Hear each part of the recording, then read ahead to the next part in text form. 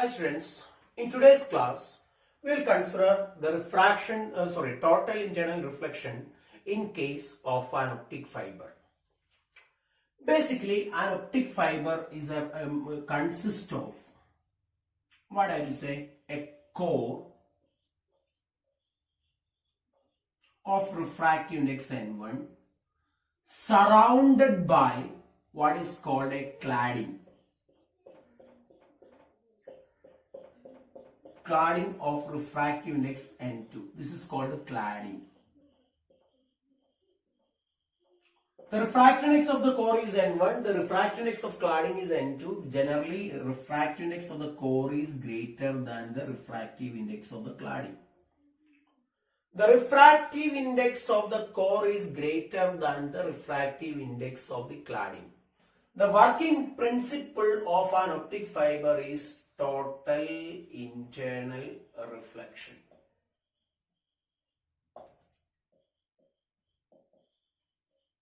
So optic fiber was a revolution in communication because optic fiber cables can provide large bandwidth and it can transfer signals at a faster rate, that is at the speed of light,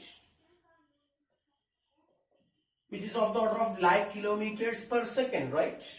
So communication becomes so fast through the use of optic fibers. Many of you are now taking the advantage of optic fibers as you are using broadband connections in your home. So let us consider how transmission is possible in an optic fiber cable. Yes, this is the cross section of this one. Now signals are incident at a certain angle of incidence. It will undergo at the air core interface first. So it is incident at the core cladding interface at an angle greater than the critical angle. So in this case, these rays will undergo total internal reflection.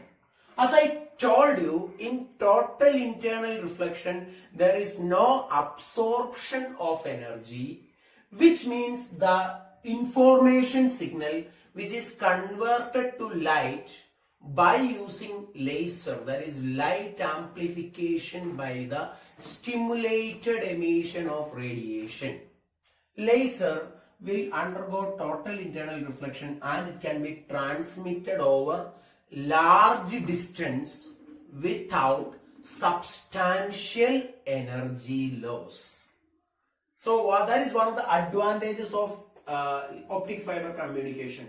So can be transmitted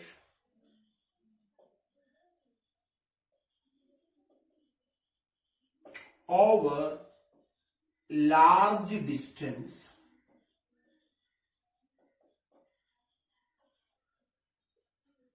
without substantial energy loss.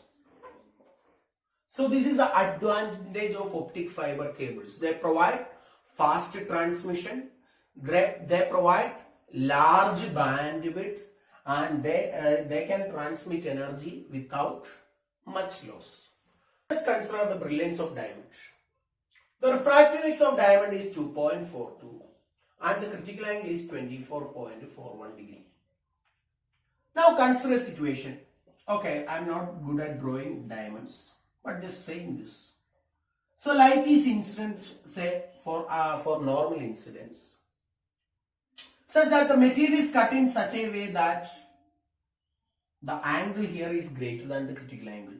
So what will happen? This undergo total internal reflection at different phases, such that this light will be completely trapped inside this diamond. The light will be completely trapped inside the diamond. This gives the diamond a sparkling effect. So the principle involved in case of a diamond is total internal reflection. Refraction through a prism. A prism is a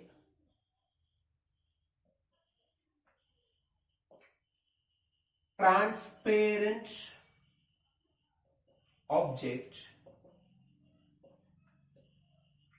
having two refracting surfaces.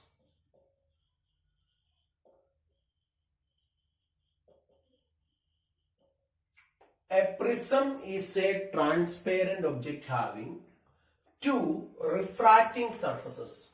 So let me draw a prism.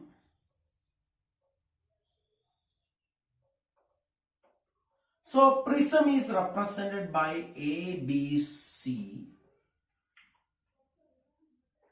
Here I am saying a ray of light is incident here.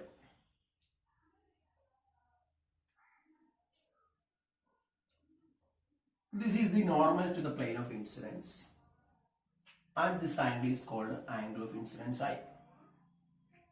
It will undergo refraction inside the medium. So this angle is R1.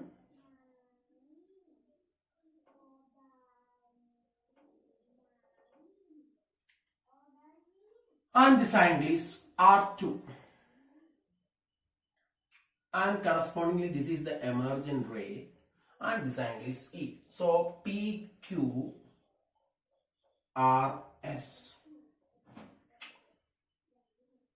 So here the surfaces AB and BAC are the two refracting surfaces.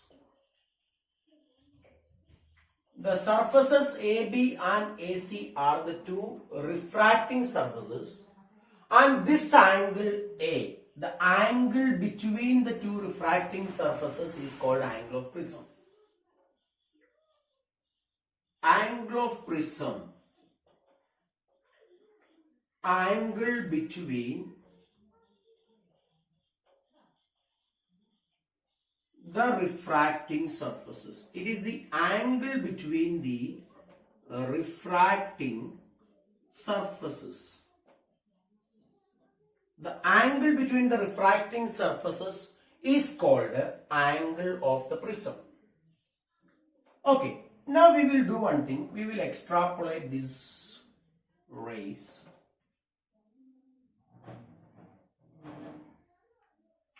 And this angle is called, this angle delta is called angle of deviation.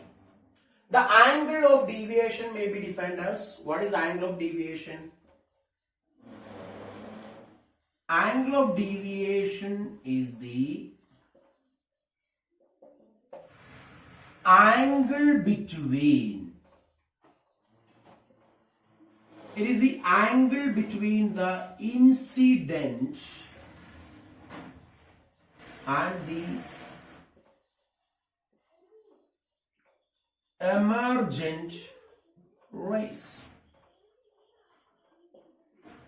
Angle of deviation is defined as the angle between the incident ray and the emergent ray. Angle between the incident ray and the emergent ray is called the angle of deviation. Okay, let me put that angle here. Let me put this point as here. Now let us derive an expression for the refractive index or relation of a prism. Relation between the angle of prism, angle of deviation, and the refractive index n. So let us consider the triangle. Okay, fine. I am saying this angle is theta 1. This angle is theta 2. You can see that theta 1 plus R1 is equal to I, and theta 2 plus R2 is equal to E. Right? They are opposite angles. I is equal to theta 1 plus R1. E is equal to theta 2 plus R2. Okay, now we will consider the triangle QMR. Take the triangle QMR. You can see that. So I am going to apply the exterior angle property. Exterior angle property. Applying the exterior angle property, what do we going to get here? Applying the exterior angle property. So tell me please. So what do we get? Theta 1 plus theta 2 is equal to delta, right? According to the exterior angle property, this exterior angle is the sum of the interior opposite angles.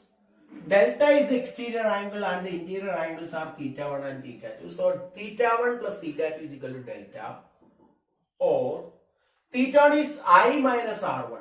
I minus R1 plus I minus R2. Sorry, E minus R2 is equal to delta.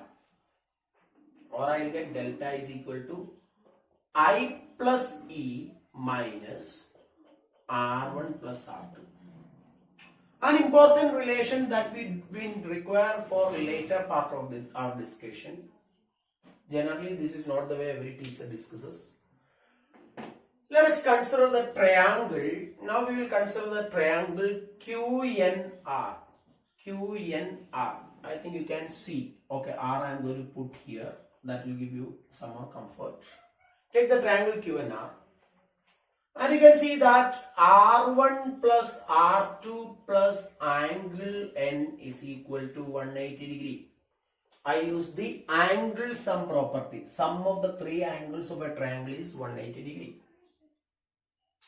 And considering the quadrilateral AQNR. Considering the quadrilateral AQNR.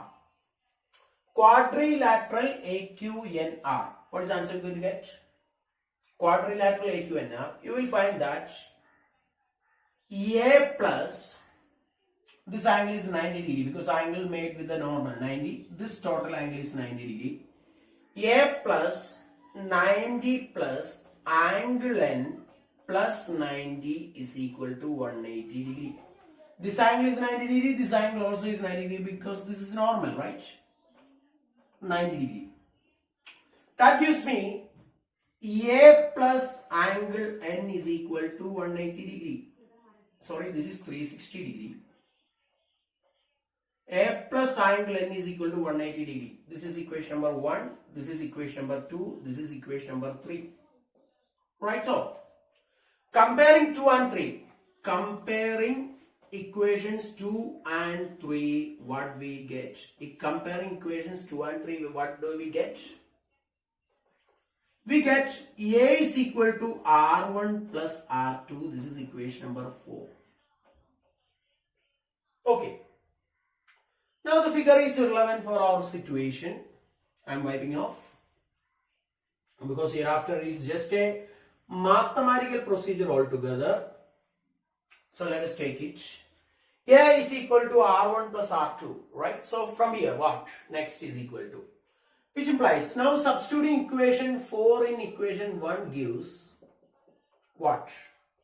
I can replace R1 plus R2 with A. So delta is equal to I1 plus I2. I1 plus I2 minus A. Delta is equal to I1 plus I2 minus A. So we got A is equal to R1 plus R2. These two are very important equations. You have to understand. These three, which is given in the box, they are all very important equations, I have to say. Delta is equal to I1 plus I2 minus A. Now in the next procedure, we will consider an experimental aspect. Here what we are going to do is that we are going to plot a graph between the angle of incidence, angle of deviation delta and angle of incidence I. A graph is plotted between the angle of incidence I and angle of deviation delta. The shape of the graph that we are going to get is something like this. This is the shape of the graph that we are going to get. So that means as angle of incidence increase, the angle of deviation decreases and reaches a minimum value. And this minimum angle of deviation is what is represented with the capital D. Capital D is called angle of minimum deviation. At this condition, you have to understand an important point that I1 is under this condition, I is equal to E. At the minimum deviation position, I is equal to E. In that situation, we will get R1 is equal to R and R1 is equal to R2. That should obviously be A by 2.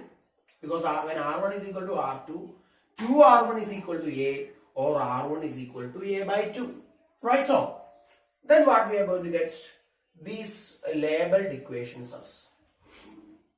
Let us use it. So I can say in that case, delta should be replaced under minimum deviated position. You can write afterwards only. I am just writing here. Under minimum deviated position.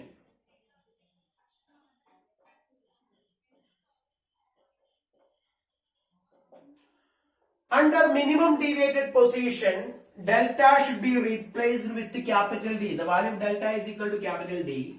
Now I told you I is equal to E, which gives 2I minus A. Or what is I is equal to? I is equal to A plus D divided by 2. Right? And from equation 4, this is from equation 1. Equation 1 gives and equation 4 gives. Equation 4 is R1 plus R2 is equal to A and R is equal to A divided by 2. R1 is equal to R2 is equal to A by 2. I am saying it is R. Now up using Snell's law. Using Snell's law, we have, what do we have? Using Snell's law, we have sine I divided by sine R is equal to refractive index N. Sine I by sine R is equal to refractive index N. Now you can see that sine I is equal to sine R is equal to refractive index N will give you sine A plus D by 2 divided by sine A by 2 is equal to refractive index N. And this is the relation for a prism. This is the relation for a prism.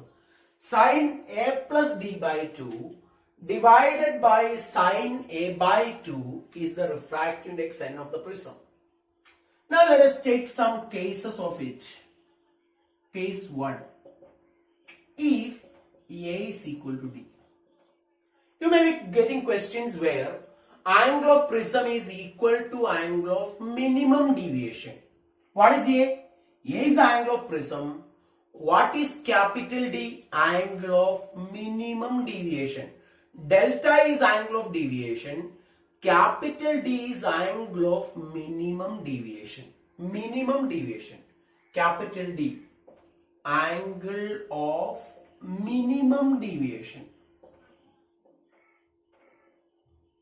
So capital D is the angle of minimum deviation. If capital A is equal to capital D, in that situation the refractive index N will be equal to sine A. A plus D becomes 2A. 2A by 2 is A. Sine A divided by sine A by 2. Now using trigonometry we can write it as 2 sine A by 2 cos A by 2. Here I use the identity. Which identity I have used? Sine 2 theta is equal to 2 sine theta cos theta. Here 2 theta is equal to 2A by 2, right? Which means theta is equal to A by 2. Okay, I will write here as sine 2A by 2 divided by sine A by 2. A plus A2A, 2A by 2. So that divided by what? Sine A by 2. This will give you the answer for refractive index N is equal to 2 cos A by 2. Now telling you when shall we use this relation? This relation can be used only when, let me tell you an important point, this relation is useful only when angle of prism is equal to angle of minimum deviation. This relation is applicable only when angle of prism is equal to angle of minimum deviation. Hope it is clear to you. The refractive index N is equal to 2 cos A by 2. So this is case 1. Now we will take case 2. Case 2 of the discussion. And that case 2 is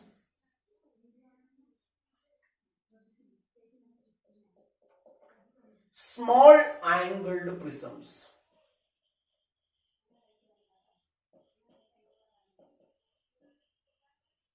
What do you mean by small angled prisms? Small angled prisms are prisms whose angle of refraction is small. Prisms whose angle of refraction is small is called small angled prisms. When angle of refraction is small, angle of deviation also will be small only. In that case, we have to say sine A plus D by 2 is approximately A plus D by 2, and sine A by 2 is approximately A by 2, which implies that above relation will become n is equal to A plus D divided by 2. Divided by A by 2 means I am multiplying with the reciprocal, that is 2 divided by A. This is A plus D divided by A. Ready? Or I can say from here A plus D divided by A. Now I can say from here what? N into A is equal to cross multiplying A plus D. N into A minus A is equal to D, or D is equal to N minus 1 into A. Now this is the relation for the angle of deviation of a small angled prism. The angle of deviation for a small angled prism is D is equal to N minus 1A. So this is what is our discussion for today. Thank you.